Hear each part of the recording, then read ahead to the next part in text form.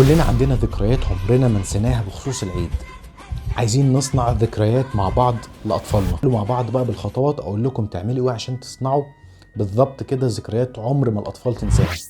أول حاجة تجهيز ملابس العيد. مين مننا ما كانش بيفرح وبيطير من الفرح لما كان بيروح يشتري ملابس العيد مع بابا وماما؟ لازم تصنعوا الحاجات دي مع أطفالكم. طفلك يروح يشتري ويختار ملابس العيد بكل أريحية، ويختار اللبس اللي نفسه فيه، وكمان يجربه ويشوفه على نفسه أكتر من مرة، وكمان يتأكد ان مقاساته مظبوطة عليه. دي حاجات لطيفة جدا بتخلي الطفل يبقى في قمة سعادته. كمان بنختار الملابس قبلها بوقت كافي عشان لو الملابس فيها مشكلة نقدر نظبطها للطفل. كل الحاجات دي وكل اللحظات دي لازم الطفل يعيشها ويجربها معاكم. كل واحد بيجيب على قد الفلوس اللي معاه. الموضوع مش لازم تبقى واو على قد ما تبقى بتفرح. يا حبذا لو نضيف كده لمسات لطيفة زي اللي كنا بنعملها لنفسنا، شوية اكسسوارات كده للبنات وشوية حاجات للولاد بتخلي الشكل العام او بتخلي الطفل في قمة سعادته. وفي النهاية الحاجات دي ما تبقاش مكلفة قوي. لازم نجهز العيدية بشكل حلو. لازم العيدية تكون شكلها مختلف. يعني في ناس بتعمل اظرف للعيد، وفي شيكات دفاتر للعيد، وعندي منها بالمناسبة.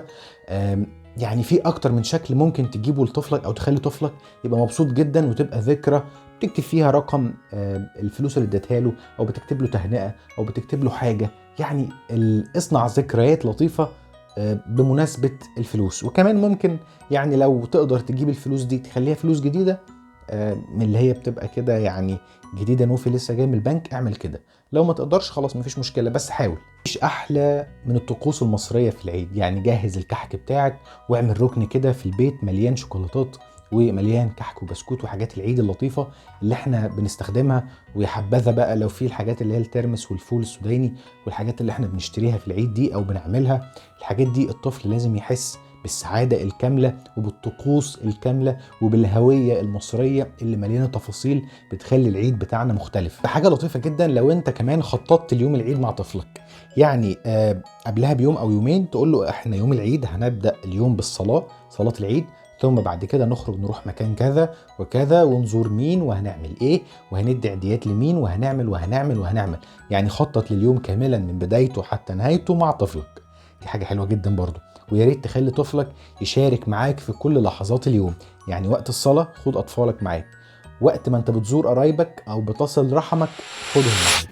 كنا زمان بنقعد ونعمل العجينة بتاعت البسكوت والكحك والحاجات دي ونروح نسويهم، وكان في كده تحضيرات. يعني الموضوع ده قل شوية. في بعض الناس أو قلة من الناس بتبدأ لسه تعمل الكحك والبسكوت قبل العيد. لو انت تقدر تعمل كده وأطفالك هيستمتعوا جدا أثناء تحضير الكحك والبسكوت والحاجات التجهيزات بتاعت العيد.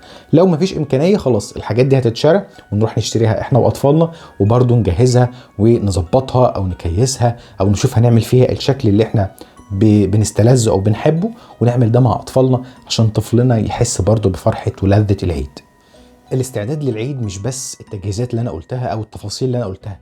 الاستعداد للعيد او المتعة في العيد انك تصنع تفاصيل وذكريات هتفضل فاكرها والطفل يفضل فاكرها ابد الدهر.